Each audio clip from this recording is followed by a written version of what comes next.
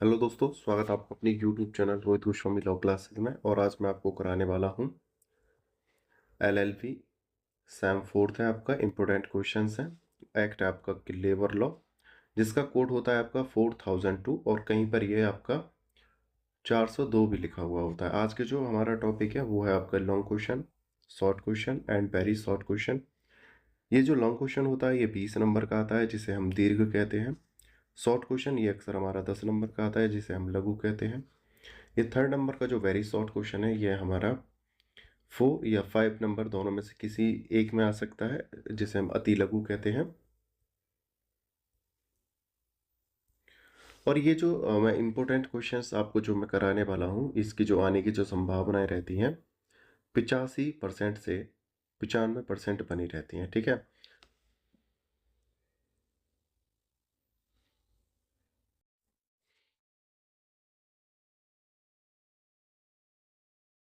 और एक चीज़ और बता देता हूँ मैं आपको यहाँ पे, जो मैं ये क्वेश्चंस आपको यहाँ पर प्रोवाइड करा रहा हूँ, जो मैं बताने वाला हूँ, जो आपके लिए बहुत ज़्यादा महत्वपूर्ण है। ये सभी क्वेश्चंस मैं ऑलरेडी अपलोड कर चुका हूँ। आप प्लेलिस्ट जाकर आप देख लीजिएगा। प्लेलिस्ट में जब आप जाओगे तो आपको वहाँ पर आपका एक्ट का नाम लिखा मिलेगा, आपको कोड लिखा मिलेगा। एक चीज़ और क्लियर कर देता हूँ, अगर आपका सैम मैच नहीं करता है तो आप परेशान ना होइएगा, और अगर आपका कोड भी मैच नहीं करता है तो भी परेशान ना होइएगा। आप अपना सिलेबस देखिएगा और उस सिलेबस के अकॉर्डिंग आप तैयारी कीजिएगा। कुछ क्वेश्चंस कम या ज़्यादा हो सकते हैं, आप कमेंट करके हमसे वो क्वेश्चंस प्राप्त कर सकते हो। अब ज़्यादा बात नहीं करते हुए अपने क्वेश्चंस को देखते हैं, और आप क्वेश्चंस को कंटिन्यू देखिएगा। अगर बीच में छोड़ोगे तो कोई क्वेश्चन अगर छूटता है तो आपकी अच्छी तैयारी नहीं हो पाएगी। आगे चलते हैं और देखते हैं।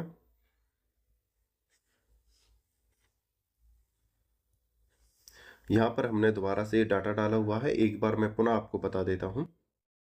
ये हमारा एलएलबी सेकेंड ईयर है, सैम हमारा फोर्थ है, कोड हमारा 4002 है। कभी ये 402 आ जाता है। ठीक है। और ये लेबर लॉ है हमारा, जिसे हम श्रमिक विधि कहते हैं। इंपोर्टेंट क्वेश्चंस हैं। पेज नंबर हमारा 1 है। आगे देखते हैं। श्रमिक विधि के महत्वपूर्ण दीर्घ, लघु एवं अति लघु उत्तरीय प्रश्न। Important long, short and very short questions. Answer of labour law. ये हमारा फर्स्ट क्वेश्चन है, क्वेश्चन नंबर 1 है। वेरी वेरी इंपॉर्टेंट है, आप ध्यान रखिएगा। भारत में औद्योगिक विधायन के क्रमिक विकास का वर्णन कीजिए। देखो यहाँ पर ये इंग्लिश में भी लिखा हुआ है, मैं डबल काउंट रीड नहीं करूंगा, क्योंकि वीडियो को जो टाइम में बहुत ज़्यादा हो जाएगा, तो इसलिए आप इसे देख लीजिएगा। आगे चलते हैं। यह क्वेश्चन आपका इस प्रकार से भी आ सकता है, मैंने यहाँ पे अथवा लिखा हुआ है। भारतवर्ष में औद्योगिक विधायन की ऐतिहासिक प्रगति का वर्णन कीजिए, और ये यहाँ पर इंग्लिश में लिखा हुआ है।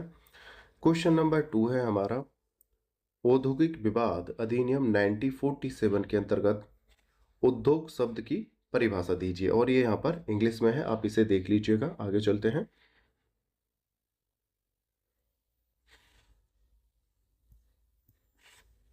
क्वेश्चन नंबर हमारा 3 है, वेरी वेरी इंपॉर्टेंट है। हालांकि जो क्वेश्चंस मैं करा रहा हूँ बहुत ज़्यादा महत्वपूर्ण है, लेकिन फिर भी कमेंट आती है कि सर कोई 4 से 5 क्वेश्चन ऐसे बता दो जिससे हम सिर्फ पास हो जाएं, तो उन बच्चों के लिए मैं वेरी वेरी इंपॉर्टेंट बता रहा हूँ। ये है क्वेश्चन नंबर 3, औद्योगिक विवाद से आप क्या समझते हैं। औद्योगिक विवादों और उद्देश्यों का वर्णन कीजिए। या यह क्वेश्चन इस प्रकार से आ सकता है, औद्योगिक विवाद अधिनियम 1947 की मुख्य मुख्य विशेषताओं का वर्णन कीजिए। आगे चलते हैं।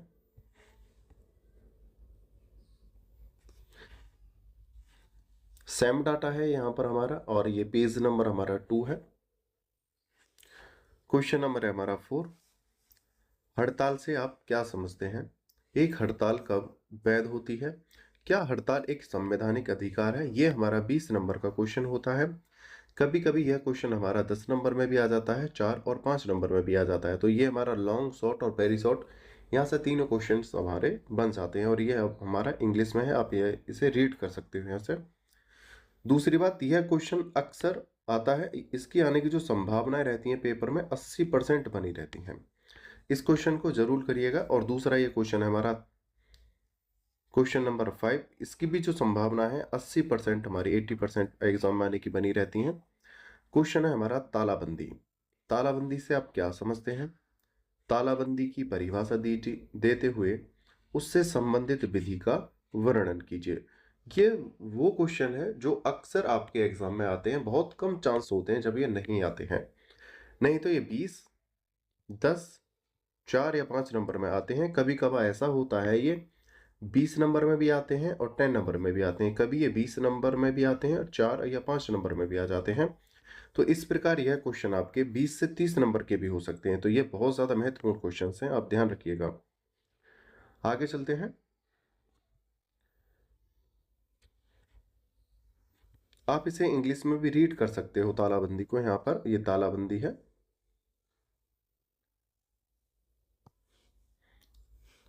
क्वेश्चन नंबर है हमारा 6, छटनी से आप क्या समझते हैं?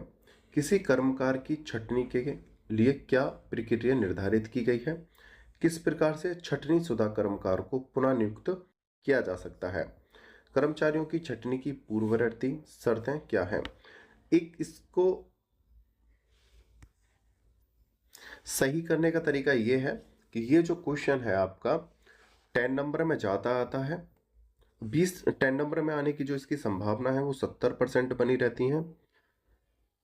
30% चांस रहते हैं जब ये 20 नंबर में आता है। ठीक है, तो इस छटनी के क्वेश्चन को आप देखिएगा और यहां से 10 नंबर की संभावनाएं ज्यादा रहती हैं। आगे चलते हैं। नेक्स्ट क्वेश्चन है और ये आपका क्वेश्चन नंबर 6 जो है ये इंग्लिश में यहाँ पर लिखा हुआ है, आप इसे रीड कीजिएगा। आगे चलते हैं। क्वेश्चन नंबर है हमारा 7, औद्योगिक विवाद अधिनियम की धारा 11A, ये 11A है, के अनुसार श्रम न्यायालय और न्यायाधिकरणों को किसी कर्मकार की उन्मुक्ति ये सेवा मुक्ति के मामले में पीड़ित कर्मकार को समुचित उपचार देने की शक्ति की सीमा तथा उस पर आरोपित प्रतिबंध की चर्चा कीजिए। वेरी वेरी इंपॉर्टेंट है, ध्यान रखिएगा। और इसका जो इंग्लिश में जो है वो आगे नेक्स्ट पेज पे आपको देखने को मिलेगा।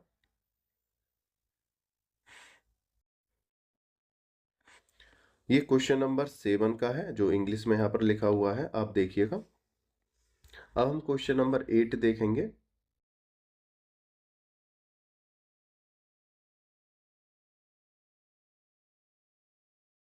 क्वेश्चन नंबर 8 है हमारा, इंडियन ट्रेड यूनियन एक्ट 1926 के अंतर्गत श्रम संघ के पंजीकरण करने की क्या विधि है? रजिस्ट्रार व्यापार संघ किन परिस्थितियों में व्यापार में या व्यापार संघ के पंजीकरण को वापस ले सकता है? संघ को रजिस्ट्रेशन की मनाही पर क्या उपाय उपलब्ध हैं? ये जो हमारा क्वेश्चन है अक्सर हमारा 10 नंबर में आता है। बहुत कम चांस होते हैं जब ये हमारा 20 नंबर में आता है। इसके जो 20 नंबर में आने की जो संभावना है वो 40% है। 10 नंबर में आने की जो संभावना है 60% है। ठीक है, आगे चलते हैं। ये क्वेश्चन हमारा इंग्लिश में यहाँ पर लिखा हुआ है, आप इसे रीड कर सकते हो। आगे चलते हैं, देखते हैं।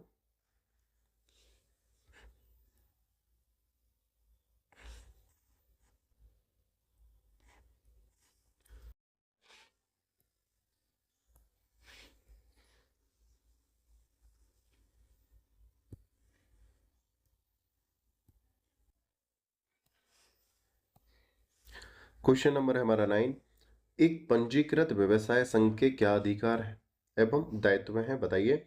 ये हमारा इंग्लिश में लिखा हुआ है, वेरी वेरी इंपॉर्टेंट है और ये 10 नंबर में भी आता है हमारा क्वेश्चन। नेक्स्ट पेज है हमारा 4, आगे चलते हैं, देखते हैं। यहाँ पर ये हमारा सेम डाटा है, ये कॉन्टैक्ट नंबर है, पेज नंबर हमारा 4 है, क्वेश्चन नंबर हमारा 10 है। मैटरनिटी बेनिफिट एक्ट 1961 की प्रमुख विशेषताएं एवं उद्देश्य बताइए। ये हमारा इंग्लिश में है। यह क्वेश्चन इस प्रकार से भी आ सकता है, प्रसूति प्रसुविधा अधिनियम 1961 पर एक निबंध लिखिए। ये हमारा इंग्लिश में लिखा हुआ है और इसकी जो आने की जो संभावनाएं रहती हैं वो 70% बनी रहती हैं और ये अक्सर 20 और 10 नंबर में ज़्यादा आता है। ध्यान रखिएगा इस क्वेश्चन को। आगे चलते हैं, नेक्स्ट क्वेश्चन देखते हैं। क्वेश्चन नंबर है हमारा 11, मैटरनिटी बेनिफिट से आप क्या समझते हैं? मैटरनिटी बेनिफिट अधिनियम 1961 के अंतर्गत कार्य करने वाले किसी महिला श्रमिका के क्या अधिकार हैं, विस्तार में लिखो। ये हमारा क्वेश्चन अक्सर 20 नंबर में और 10 नंबर में आता है। दूसरी बात, ये जो क्वेश्चन है हमारा महिला प्रसूति या मैटरनिटी बेनिफिट एक्ट जो है, हमारे नॉलेज के लिए भी, लॉ के लिए भी और हमारे एग्जाम पर्पस के लिए भी बहुत ज़्यादा महत्वपूर्ण है। आगे देखते हैं। यह क्वेश्चन इस प्रकार से भी आ सकता है हमारा एग्जाम में। प्रसूति प्रसुविधा अधिनियम 1961 के अंतर्गत एक कर्मकार को गर्भपात और गर्भावस्था से संबंधित लाभों के संबंध में कौन कौन से प्रावधान हैं, वर्णन कीजिए। ये हमारा महिलाओं से रिलेटेड क्वेश्चन है, आप इसे जरूर देखिएगा और इसकी जो वीडियो है अपलोड है, आप इसे अच्छे से जाकर देख सकते हो। आप प्लेलिस्ट चेक कीजिएगा, प्लेलिस्ट में आपको सेम कोड और एक्ट का नाम लिखा मिल जाएगा। आगे चलते हैं। ये हमारा सेम डाटा है, ये हमारा कॉन्टैक्ट नंबर है, पेज नंबर 5 है। प्रश्न है हमारा 12, कर्मचारी प्रतिकर अधिनियम 1923 के अनुसार किन परिस्थितियों में एक नियोजक अपने कर्मचारी को दुर्घटना से व्यक्तिगत क्षति या प्रतिकर देने के लिए जिम्मेदार है तथा कब नहीं। ये इंग्लिश में लिखा हुआ है, वेरी इंपॉर्टेंट क्वेश्चन है। आगे चलते हैं। या यह क्वेश्चन इस प्रकार से आ सकता है, वर्कमैन्स कंपनसेशन एक्ट 1923 के अंतर्गत दुर्घटना होने पर जिसमें कर्मचारी घायल हो, नियोजक का क्या उत्तरदायित्व है। ये हमारा क्वेश्चन है।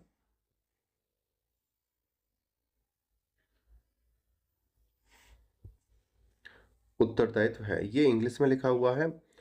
क्वेश्चन नंबर है हमारा 13, कर्मचारी भविष्य निधि अधिनियम 1952 के अंतर्गत कर्मचारी भविष्य निधि योजना एवं कर्मचारी पेंशन योजना पर एक नोट लिखिए। दूसरी बात, यह क्वेश्चन हमारा 20 नंबर में तो आता ही है, साथ ही साथ ये हमारा 10 नंबर में भी आता है।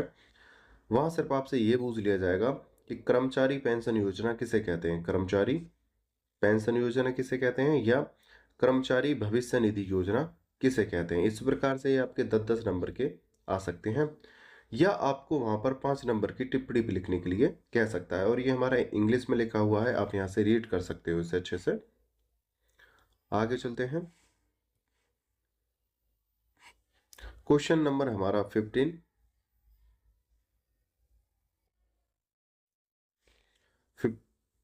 क्वेश्चन नंबर है हमारा 14, 15 नहीं है 14 है। हड़ताल और तालाबंदी में अंतर बताइए। ये आपका अक्सर 10 नंबर में आता है। अगर हड़ताल आएगा आपको टिप्पणी लिखने के लिए, हड़ताल का एक प्रॉपर क्वेश्चन है जो 20 नंबर में आता है। खाली हड़ताल की टिप्पणी पूछे तो 5 नंबर में आ जाएगा। तालाबंदी हमारा 20 नंबर में क्वेश्चन आता है जो प्रॉपर मैंने करा दिया है।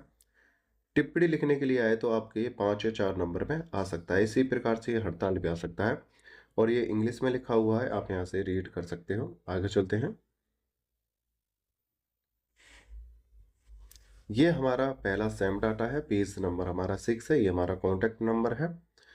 प्रश्न नंबर है हमारा 15, कारोबार बंदी और तालाबंदी में अंतर बताइए। ये अलग अलग आएंगे तो आपके 5-5 या 4 नंबर में आएंगे, 5 या 4 नंबर में आएंगे।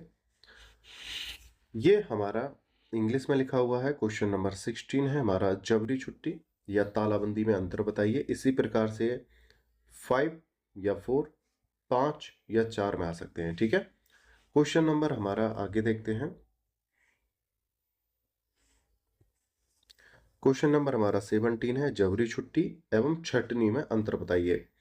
ये एक साथ आएंगे तो आपके 10 नंबर के आएंगे, अलग अलग आएंगे तो 4 या 5, 4 या 5 नंबर के आ सकते हैं।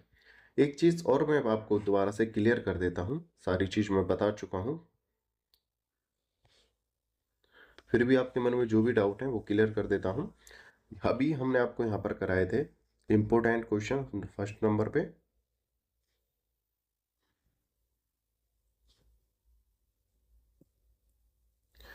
और ये जो इंपोर्टेंट क्वेश्चन है इनकी जो आने की संभावना है 85 से 95% बनी रहती है। दूसरा, ये सभी इंपोर्टेंट क्वेश्चन जो भी हैं ऑलरेडी अपलोड हैं,